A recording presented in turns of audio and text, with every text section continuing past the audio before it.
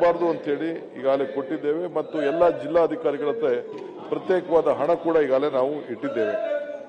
ಇಂಥ ಒಂದು ಬರದ ಪರಿಸ್ಥಿತಿಯನ್ನ ನಮ್ಮ ಸ್ನೇಹಿತರು, ವಿರೋಧ ಪಕ್ಷದ ಸ್ನೇಹಿತರು, NDA ಸದಸ್ಯರು ಚರ್ಚೆ ಮಾಡದೆ ಅವ್ರಿಗೆ ರಾಜಕಾರಣನೇ ಬಹಳ ಮುಖ್ಯವಾಗಿದೆ. ನಾನು ಅವ್ರಿಗೆ ಹೇಳಿದೆ, ಈಗ ನಾಗೇಂದ್ರ ಅವರ ರಾಜೀನಾಮೆ ಕೇಳ್ತಾ ಇದ್ದಾರೆ, ಕೇಳೋದ್ರಲ್ಲಿ ತಪ್ಪೇನಿಲ್ಲ. ಆದರೆ ಒಂದು ನೋಟಿಸ್ ಕೊಡಿ, ಕೂತ್ಕೊಳ್ಳಿ, ಚರ್ಚೆ ಮಾಡಿ, ಏನಕ್ಕೆ ರಾಜೀನಾಮೆ ಕೊಡಬೇಕು ಅಂತ ನೀವು ಕೇಳಿ. ನಾನು ಅದಕ್ಕೆ ತನಿಖೆ ಮಾಡಿಸಿದ್ದೀನಿ, ವರದಿ ಬಂದಿದೆ, CODಲಿ ವರದಿ ಬಂದಿದೆ, ಬೇರೆ ಬೇರೆ ಎಲ್ಲ ನೋಡಿದ್ದೀನಿ. ಹಣ ಎಲ್ಲ ವಾಪಸ್ ಅದು SIT ಅಧಿಕಾರಿಗಳೆಲ್ಲ ತೆಗೆದುಕೊಂಡಿದ್ದಾರೆ, ಪಡ್ಕೊಂಡಿದ್ದಾರೆ ಅಂತೆಲ್ಲ ಕೂಡ ವಿವರಿಸಲಿಕ್ಕೆ ನಾನು ಬದ್ಧನಾಗಿದ್ದೇನೆ.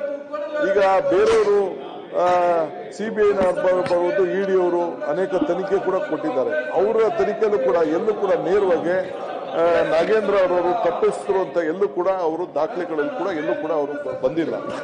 ಇಂಥ ಪರಿಸ್ಥಿತಿಯಲ್ಲಿ ಅವರು ಚರ್ಚೆ ಮಾಡಬಹುದಾಯ್ತು.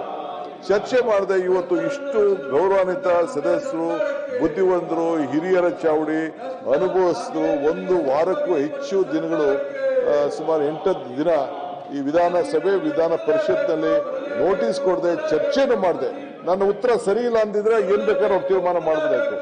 ಕೇಳೋಷ್ಟು ತಾಳ್ಮೆನೂ ಇಲ್ಲದೆ ಇವತ್ತು ಬಾವಿಗೆ ಬಂದು ಬಿದ್ದಿದ್ದಾರೆ. ಸೊ ಇದಕ್ಕೆ ರಾಜ್ಯ ಹಿತಕ್ಕೆ ಅವ್ರಿಗೆ ಚಿಂತನೆ ಇಲ್ಲ. ಜನರು ಅದಕ್ಕೋಸ್ಕರ ವಿರೋಧ ಪಕ್ಷಕ್ಕೆ ಇಟ್ಟಿರೋದು.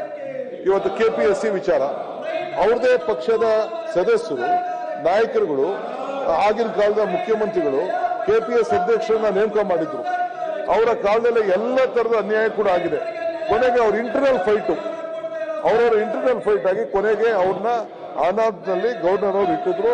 ತನಿಖೆಯಿಂದ ಸಾಬೀತಾಗಿದೆ ಅನ್ನೋ ಒಂದು ವಿಚಾರವನ್ನು ಕೂಡ, ಆ ವಿಚಾರ ಕೂಡ ಈಗಾಗಲೇ ನಾವು CODಯಿಂದ ತನಿಖೆಯನ್ನು ಕೂಡ ನಾವು ಮಾಡಿಸ್ತಾ ಇದ್ದೇವೆ. ಈಗ ED ಕೂಡ ಪ್ರವೇಶ ಮಾಡಿದೆ, ತನಿಖೆ ಮಾಡಲಿ. ಯಾರೇ ತಪ್ಪಿತಸ್ಥರಿದ್ದಾರೆ, ಅವ್ರು ಯಾರ ನೇಮಕ ಮಾಡಿದ್ರು ಅವರೇ ಇವತ್ತು ತಪ್ಪಿತಸ್ಥರಾಗಿದ್ದಾರೆ. ಇವತ್ತು ನಾವು ಅದನ್ನ ಗವರ್ನರ್ ಕೂಡ ಇವತ್ತು ಅವ್ರಿಗೆ ನಾವು ಏನು ಕಾನೂನು ಪ್ರಕಾರ ನೀವು ಕ್ರಮ ಕೈಗೊಳ್ಳಿ ಅಂತೇಳಿ ಅವರು ಕೂಡ ನಾನು ನಮ್ಮ ಸಂಪುಟ ಅವರಿಗೆ ಅನುಮೋದನೆಯನ್ನು ಕೂಡ ಕೊಟ್ಟಿದೆ. ಆ ವಿಚಾರ ಇಲ್ಲಿ ಚರ್ಚೆ ಮಾಡಬೇಕಾಯ್ತು. ನಮ್ಮ ಯುವಕರ ಭವಿಷ್ಯ ಇದೆಯಲ್ಲ, ವಿದ್ಯಾರ್ಥಿಗಳ ಭವಿಷ್ಯ, ಯುವಕರ ಭವಿಷ್ಯ, ಈ ದೇಶದ ಒಂದು ಆಸ್ತಿ.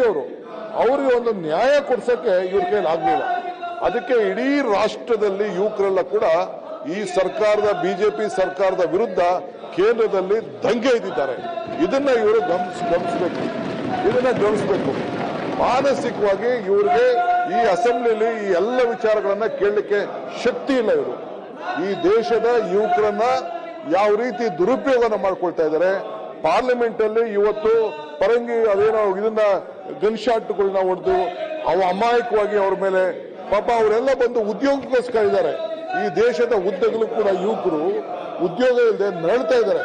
ನಾವು ನಮ್ಮ ಸರ್ಕಾರ ಏನಾದ್ರು ಮಾಡಿ ಅವರಿಗೆ ಉದ್ಯೋಗ ಕೊಡಬೇಕು ಅಂತೇಳಿ ಈಗಾಗಲೇ 72,000 ಉದ್ಯೋಗಗಳನ್ನ ಈಗಾಗಲೇ ಸೃಷ್ಟಿ ಮಾಡಿ ಈಗಾಗಲೇ ನಾವು ಅದಕ್ಕೆ ಪ್ರಕ್ರಿಯೆಯನ್ನು ನಾವು ಪ್ರಾರಂಭವನ್ನು ನಾವು ಮಾಡಿದ್ದೇವೆ. ಇಂಥ ಸಂದರ್ಭದಲ್ಲಿ ಇಂಥ ವಿಚಾರಗಳನ್ನ ಸಲಹೆ ಮಾಡಿ ಯುವಕರ ಬಗ್ಗೆ ಏನಾದ್ರು ಚರ್ಚೆ ಮಾಡೋಣ ಅನ್ನೋದನ್ನ ಬಿಟ್ಟು ಇವತ್ತು ಪಾಪ ಯುವಕರಿಗೆ ಏನು ಸಂದೇಶವನ್ನು ನಾವು ಕೊಡ್ತಾ ಇದ್ದೀವಿ, ಹೊಸ ಜನರೇಷನ್ಗೆ ಏನು ಸಂದೇಶವನ್ನು ಕೊಡ್ತಾ ಇದ್ದೀವಿ, ಈಗ ಹೊಸ ಯುಗದಲ್ಲಿ ನಾವು ಕಾಲಿಟ್ಟಿದ್ದೇವೆ.